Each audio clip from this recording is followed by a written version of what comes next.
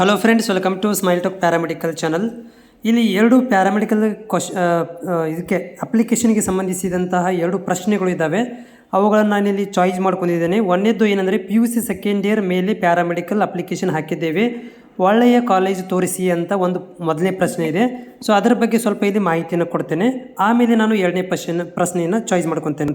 So dear student, ನೋಡಿರಿ ಏನಂತಂದ್ರೆ ಇಲ್ಲಿ ನನಗೂ ಒಳ್ಳೆಯ ಕಾಲೇಜ್ ಬಗ್ಗೆ ಹೇಳೋದೇನು ದೊಡ್ಡದಲ್ಲ. ಒಳ್ಳೆಯ ಕಾಲೇಜನ್ನು ನಾನು ರೆಡಿ ಇದ್ದೀನಿ ಹುಡ್ಕೊಂಡು ಹೋಗಲಿಕ್ಕೆ. ಬಟ್ ಆ್ಯಸ್ ಪರ್ ನನ್ನ ಪ್ರಕಾರ, ನನ್ನ ವೈಯಕ್ತಿಕವಾಗಿ ಮತ್ತು ಸ್ಮೈಲ್ ಟಾಕ್ ಚಾನಲ್ನ ವೈಯಕ್ತಿಕವಾಗಿ ಹೇಳ್ತಾ ಇರೋದು ಏನಂದರೆ, ಸೊ ಕರ್ನಾಟಕದಲ್ಲಿ ನನಗೆ ಗೋರ್ಮೆಂಟ್ ಕಾಲೇಜುಗಳನ್ನು ಹೊರತುಪಡಿಸಿದರೆ ಪ್ರೈವೇಟ್ ಕಾಲೇಜುಗಳು ನನಗೆ ಏನಪ್ಪ ಅಂದರೆ ಮಾಹಿತಿ ಗೊತ್ತಿಲ್ಲ. ಅದು ಒಳ್ಳೆಯದಿದೆಯೋ ಕೆಟ್ಟಿದೆಯೋ ಯಾಕಂದರೆ ಗೊತ್ತಿಲ್ಲ. ಸೊ ಹೀಗಾಗಿ ನೀವು ಅಫಿಷಿಯಲ್ ವೆಬ್ಸೈಟಲ್ಲಿ ಹೋದರೆ ನಿಮಗೆ ಕರ್ನಾಟಕದಲ್ಲಿರುವಂಥ ಎಲ್ಲ ಗೋರ್ಮೆಂಟು ಮತ್ತು ಪ್ರೈವೇಟು ಇಲ್ಲಿ ನೀವು ಸ್ಕ್ರೀನ್ ಮೇಲೆ ನೋಡ್ತಾ ಇದ್ದೀರಿ. ನಿಮಗೆ ಜಿಲ್ಲಾವಾರು ಎಷ್ಟು ಕಾಲೇಜ್ ಇದ್ದಾವೆ, ಎಷ್ಟು ಗೋರ್ಮೆಂಟ್ ಕಾಲೇಜ್ ಇದ್ದಾವೆ ಅನ್ನೋದು ನಿಮ್ಮ ಮಾಹಿತಿ ಸಿಗುತ್ತೆ. ಸೊ ಇದನ್ನು ಹೋಗಿ ನೀವು ನೋಡ್ಕೊಳ್ಬೋದು. ಕಾಲೇಜ್ ಲಿಸ್ಟ್ ಸಿಗುತ್ತೆ ಇಲ್ಲಿ, ಹೌದಾ? ಸೊ ಅದ್ರ ಜೊತೆಗೆ ನಾನು ವೈಯಕ್ತಿಕವಾಗಿ ನನಗೊಂದು ಬೆಸ್ಟ್ ಕಾಲೇಜ್ ಹೇಳ್ರಿ ಅಂತಂದರೆ, ನನ್ನ ಪ್ರಕಾರ ಗೋರ್ಮೆಂಟ್ ಕಾಲೇಜಲ್ಲಿ ಪ್ರಾಕ್ಟಿಕಲ್ ಚೆನ್ನಾಗಿರುತ್ತೆ, ಡೊನೇಷನ್ ಇರುವುದಿಲ್ಲ. ಜಸ್ಟ್ 4,500 ರೂಪಾಯಿ ಒಳಗಡೆ ನಿಮಗೆ ಏನಾಗುತ್ತೆ ಅಂದರೆ ಅಡ್ಮಿಷನ್ ಆಗಿಬಿಡುತ್ತೆ. ಬರೀ 15-16 ಸಾವಿರ ರೂಪಾಯಿ ಒಳಗಡೆ ನಿಮಗೆ ಕಾಲೇಜ್ ಏನಂದರೆ ಕೋರ್ಸ್ ಮುಗಿದ್ಬಿಡುತ್ತೆ 3 ವರ್ಷದ್ದು. ಸೊ ಈ ಒಂದು ಕಂಡೀಷನ್ ನೋಡ್ತಾ ಇದ್ದರೆ ನನಗೆ ಗೋರ್ಮೆಂಟ್ ಕಾಲೇಜ್ ಒಳ್ಳೆಯದು.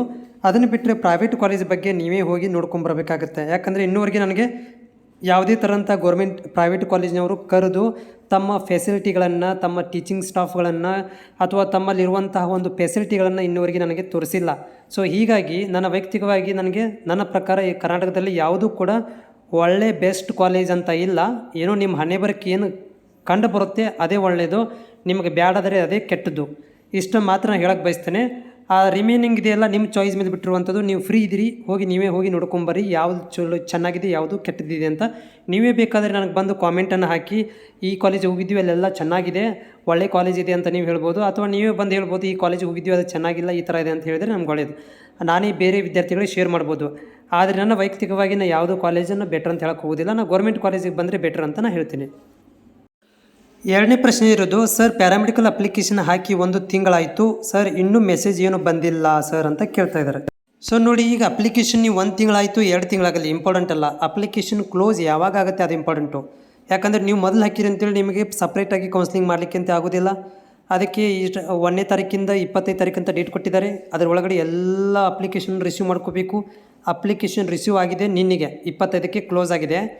ಸೊ ಅದೆಲ್ಲ ಇವಾಗ ಏನು ಮಾಡ್ತಾರೆ ಅಂದರೆ, ಇನ್ನೂ 1 ವಾರ ಈಗ ಕೊಟ್ಟಿರುವಂಥದ್ದು ಪೇಮೆಂಟ್ ಮಾಡಲಿಕ್ಕೆ ಕೂಡ ಓಪನ್ ಇದೆ. ಇವಾಗ ಯಾರು ಇನ್ನೂವರೆಗೆ ಪೇಮೆಂಟ್ ಮಾಡಿಲ್ಲ ಅವರಿಗೆ 1 ವಾರ ಟೈಮ್ ಕೊಡ್ತಾರೆ.